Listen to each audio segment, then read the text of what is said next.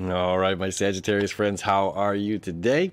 Aaron here bringing you your monthly horoscope for June of 2020. All right, it's important that we know where our chart is. For me, as an astrologer, when I look at monthly horoscopes, when we're doing things like this, we look at our rising sign much more than our sun, our Venus, or even our moon. Okay, those can all play into effect, and watch whatever feels good and resonates with you. I've been saying this at the beginning of every video, and it's part of the reason I didn't put my May videos out if you're new to this channel or if you're a continued watcher. As a 2-degree Virgo rising, I got a friend that's a 28-degree Virgo rising, and our charts are so very different, okay, because of how the houses line up. So my 7th is her 8th, and etc. You know, we're always a degree or a house off of one another. So if you're a late Sagittarius rising, maybe the Capricorn video might resonate more with you. However, there's still going to be parts that are going to resonate, as you are certainly a Sagittarius, okay? So we've got the North Node, or the South Node, excuse me, moving into your sign. This is really powerful because our first house is about ourselves. This is about our personality, okay? This has to do with, again, what we're going toward, what we're walking away from, what we enjoy, what we don't enjoy. This is just instinctually being ourselves and naturally going toward what we like in life. So there's a release here for you with the South Node. Okay, moving into Sagittarius, this is saying there's parts of my personality that I can let go of. There's parts of myself over the next year and a half that I'm allowing to change, allowing to unfold and mold, which is really powerful. And now we have an eclipse, right? A lunar eclipse happening on the 5th of this month. So the moon's going to be in your first house. So the next year and a half, we're going to have eclipses in your sign, right? But it's important to understand this is the South Node eclipse, not a North Node eclipse. So the South Node is about release. It's about letting go. So when we're looking at first house, this is again about personality, about self. What about self are we willing to separate with and let go of? Okay. So that'll be a theme for you over the next year and a half, not just this month of June. All right, so this eclipse that's happening on the 5th, well, before I get there, let me tell you what's going on the 3rd. All right, on the 3rd of the month, we've got Venus and Sun conjunction, okay? Really cool, really powerful. Happens once every year and a half. Every 13 Venus years is 8 Earth years. They meet up 5 times over that span, and they form a pentagram around the sun. This is sacred geometry. 13, 8, and 5. Those are Fibonacci numbers. This is sacred geometry. Okay, so I will put out a separate video about that to dive a little deeper. This is happening in your 7th house. Okay, so this is definitely about relationships with other people. Okay, and you having Venus here retrograde in your 7th house, this is reevaluating and rethinking your relationships. Okay, having this eclipse here, first house, you know, what's going on here? Full moon, moon, Sagittarius, sun, you know, will be 13 degrees here, 13, 15 degrees, something like that, it'll be 15 degrees, excuse me, 15 degrees, Gemini, Sagittarius. So full moon, fully illuminated. What does that mean? We're fully seeing ourselves. We're fully seeing our emotional body here. Okay, and with the eclipse, that means we're seeing our own shadow. This is very special to you. Okay, you're seeing part of your own shadow and allowing yourself to do your shadow work. All right, there's things about every individual's personality that, you know, we all need to touch up on. And this is just your time. You know, this is happening for the past year and a half in Capricorn. I'm a Capricorn sun, 8 degrees. So the past, you know, year and a half, this was about me letting go of, you know, things in my personality and whatnot. So this is just that time for you, my Sagittarius friends. And this is a huge upgrade going on in life right now, especially when we're talking about your relationships with other people.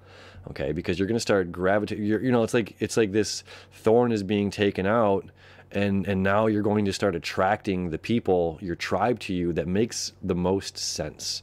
You know, it's like letting this one thing go on one end attracts a lot of things over here. And it's wanting to make sure that you are being equal in the give and take of your relationships, okay? So that's the 3rd. And then the 5th is the lunar eclipse, okay? Seeing your shadow. Really, really powerful there. On the 13th, okay, Mars down here in your 4th house. This is about home and family. So there could be a potential move coming up. All right.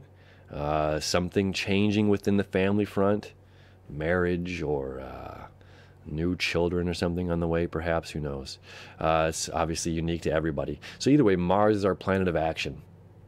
Neptune is our planet of dreams and imagination. Now also the moon is going to make its way over here as well and be at about 21 degrees. So at this conjunction of Mars and Neptune at 20 degrees, the moon will be there as well.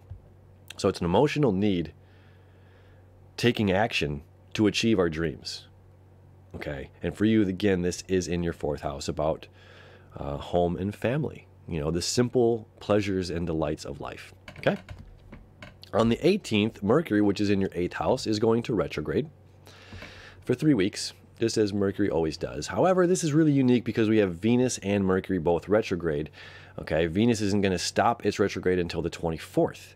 So that means Venus and Mercury are both going to retrograde for about a week with one another.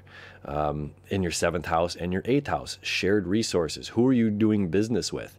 You know, again, with all of this happening here on the home front, are you merging homes with somebody? You know, potentially. Are you merging homes with somebody? Are you merging bank accounts with somebody? And this Mercury retrograde saying, I need to slow things down. I don't want to put the carriage before the horse here. Same with this, like, oh, I'm so in love. I am so in love with you. I want to marry you. And then it's just like, oh my God, you are terrible. Or we are terrible together. You're not terrible. You know, we can be finding these things out. You know, we put the carriage before the horse sometimes in these retrogrades. All right. So we're rethinking these things. We want to slow down before merging bank accounts, slow down before investing money in a business with somebody else, specifically because this is your 8th house. Okay. Now on the 21st, we have the big whopper, which is the total solar eclipse. So the north node is going to be here at 29 degrees of Gemini, south node 29 degrees of your sign of Sagittarius. And we're going to have the moon and the sun at 0 degrees of Cancer, which is really interesting, so that this eclipse, this total eclipse, which is extremely close. You know, the only one that's tighter than that of our lifetime has been the 2017 eclipse that happened in the sign of Leo here. Okay, on like 21st or 23rd, something like that, Leo. August, 21st, August, something like that, 2017. So either way, this is a very close, very exact total solar eclipse. Interesting aspect, new moon, new beginnings happening here in Cancer, okay, which is your 8th house. Most likely, this is your 7th house. Let's be honest. Unless you are a 0 or a 1 degree Sagittarius, that's most likely going to be happening within your 7th house. Again, about relationships. Okay. So the interesting thing, though, is that the north node is going to be in Gemini, where the moon and the sun are going to be in Cancer. So on one end, we're saying go forward with our thoughts, move forward to thinking, move forward to questioning everything, move forward. Happy skepticism, not skeptical, but at the same time, just like looking and reviewing all of the possibilities, all of these things. And this is about following our heart home. You know, the sun and the moon come together. The moon is home in Cancer. All right. So we're following our hearts home and allowing that information to lead the way, allowing our heart to be the information that's leading. Okay, really powerful total solar eclipse. So these eclipses that are happening this month for you are just absolutely incredible. On the 23rd, Neptune is going to station retrograde. All right, the beauty behind this is we're reevaluating, rethinking our dreams, okay, which change all the time. The beauty behind it is the connections it's going to start making, again, with Pluto, Jupiter, and Saturn, which is on July 2nd. Saturn will be back here in Capricorn again as well. So that means Neptune is going to be creating septiles and sextiles, which is fate and destined, easy flow of energy between earth and water. Okay, the non-physical and the laws of the physical reality come into oneness, where spirituality comes into physical manifestation. Okay, so this is really allowing whatever's going on here with these eclipses, my friends, okay, allow them to create the change that we need. That is the purpose of this Venus retrograde in Gemini, okay? It's allowing us to create the change that we need, allowing us to have the space that we need to create the change in our lives, to be that change, not to just post about it on Facebook, which is the next trending thing. This is about being it. This is about living it. Okay? And you absolutely have to create the space to create that change in life, because what's coming your way is this, it's like money, you have this opportunity for money coming in, you living your dream life, you potentially having these relationships that are just knocking your socks off. But you have to recognize there's something about self. There is some sort of shadow within self that has to change. Now, I'm not going to pick on you, but because you're ruled by Jupiter, Jupiter is expansive. Okay, Jupiter's also limited in Capricorn right now, where it's saying, hey, don't go that big. Come back down, come back down, come back down. What happens is we can over-exaggerate things, okay? This is a well-known Sagittarian kind of thing. We present words on plates and we make, it's the best white. It's like, this is the best white color you want for your bathroom, or it's just like, oh, it's white, but it's like, no, not this. So it's like we have this tendency to overindulge or speak from an abundance or make things seem bigger than they are, which makes us seem like the boy who cried wolf, or an exaggerator, or someone who's not authentic. Okay, and if we learned anything from this Cancer, North Node in Cancer, it's about our own authenticity. So the eclipse that's happening on the 21st is re-sparking that authenticity and saying, look, we got to let go of part of our personality that wants to boost ourselves up by making us seem cooler or more popular or more important than we are. You're cool, you're popular, and you're very important, okay? Be it. You don't have to say it. So that's my disclaimer for what's going on with these eclipses for you, the South Node. And I'm telling you that because the South Node is entering your sign. It's the same thing when South Node is in Capricorn. It's just like, you got to let go of your control issues, Cappies. You got to let go of the control issues. You got to let go of your needing to fix things and know the proper place and order. So this for you is about the potential communication of exaggeration. Okay? You know what I'm talking about. All right, so on the 22nd to the 30th now, we've got Jupiter, Jupiter, and your ruling planet, and Pluto coming into a conjunction, okay? So Jupiter, again, is compressed and pressure here with Saturn and being in the sign of Capricorn. It's at its fall.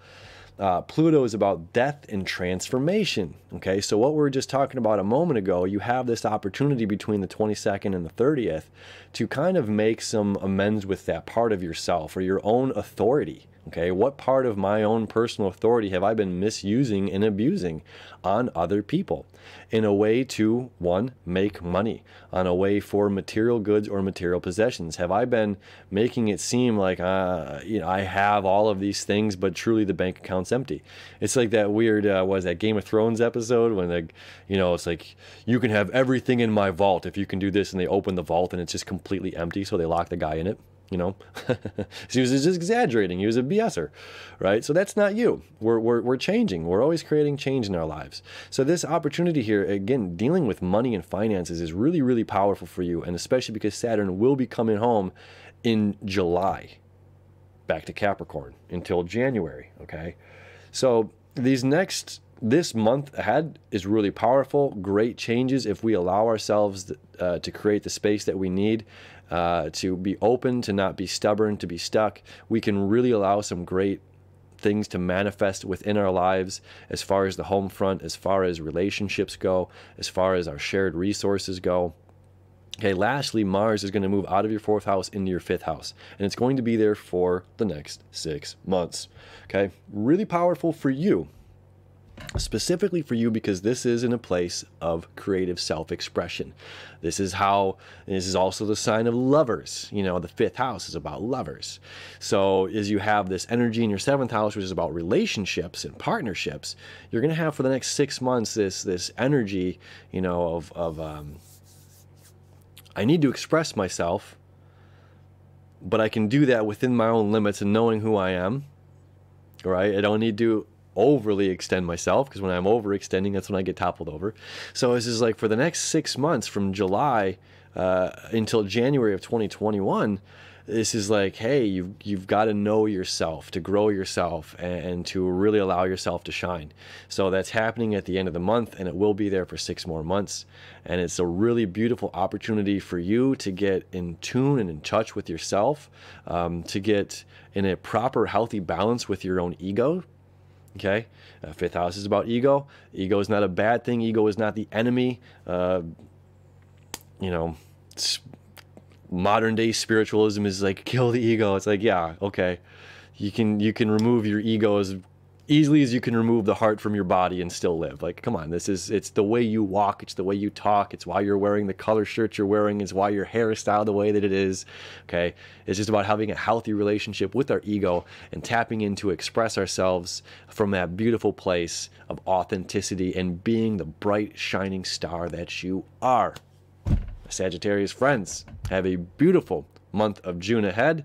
I will be putting out, obviously, the daily horoscopes, as well as I'm going to put out special ones for the eclipses, as well as the Venus Sun conjunction. So those will be coming out within the next week. So stay tuned. A lot of good stuff going on this month. As always, thank you so much. I appreciate you, and we'll see you tomorrow.